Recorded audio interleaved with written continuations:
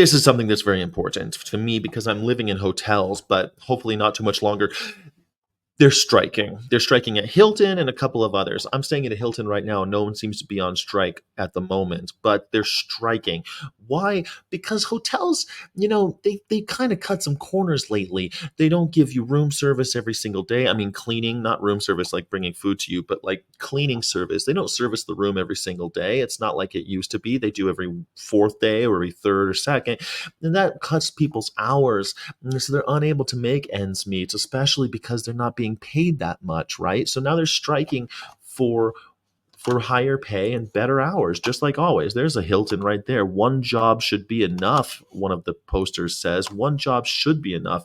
It should always be enough. What do you think? Don't you think that one job should be enough? Add sparkle to I think so too.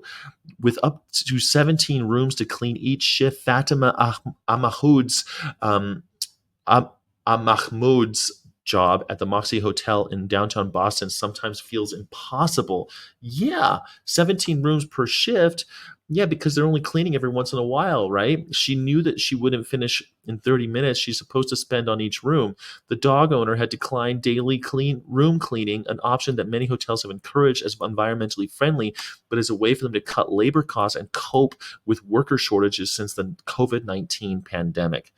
Unionized housekeepers, however, have waged a fierce fight to restore automatic daily room cleaning at major hotel chains, saying they have been saddled with unmanageable workloads, in many cases, fewer hours, and a decline in income. Of course, here we are.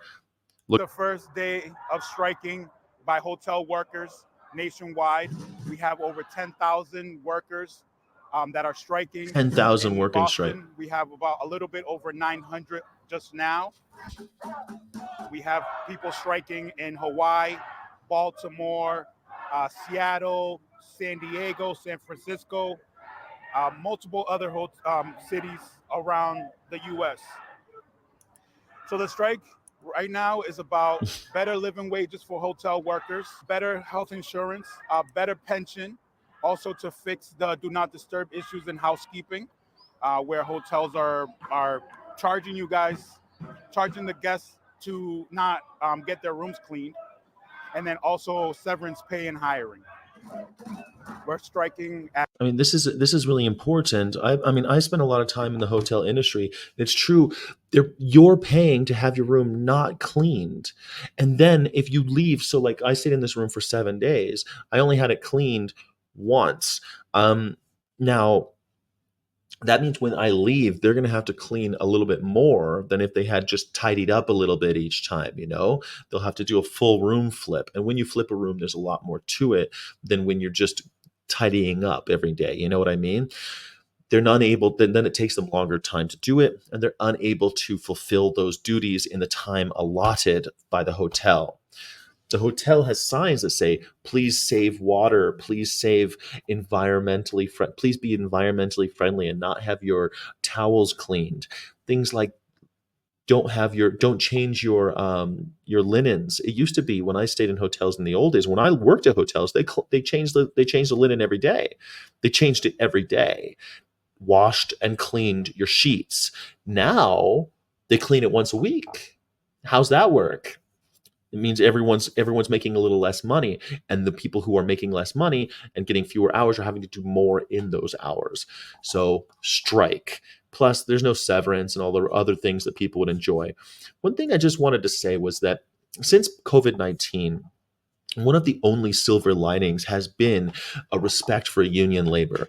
It's something that I have always been a big fan of. I've always been a fan of the unions because they fight for the people, not the corporations. If you're blaming unions for high prices instead of the corporations paying millionaires more money, billion-dollar corporations paying their CEOs hundreds of millions of dollars a year, and you're blaming the first generation immigrant who's hopeful to join a union so she can get paid per hour what she's worth.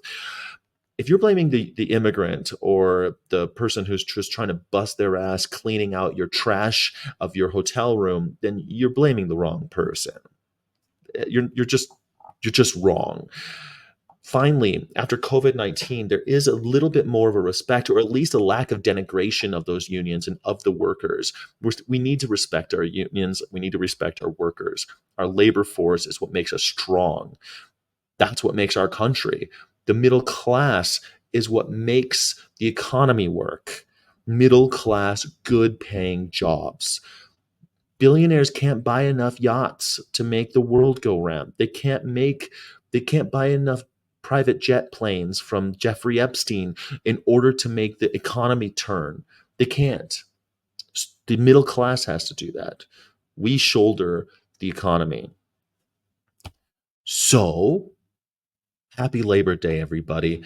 I hope that you have a union employee that you can congratulate. And I hope that you, I don't know, I hope at least you recognize the contributions of the labor force. And if you're a billionaire, if you're a billion-dollar corporation, you should have a union. That's who protects the worker from the billionaires. That's all. I work for a nonprofit these days, so I'm not that worried about stuff like that. I'm mission driven. I'm not cleaning out toilets. But if I were cleaning toilets, I would want as much money per hour to clean those toilets as possible. And I'd also like to be treated well. I don't think that's too much to ask. Do you?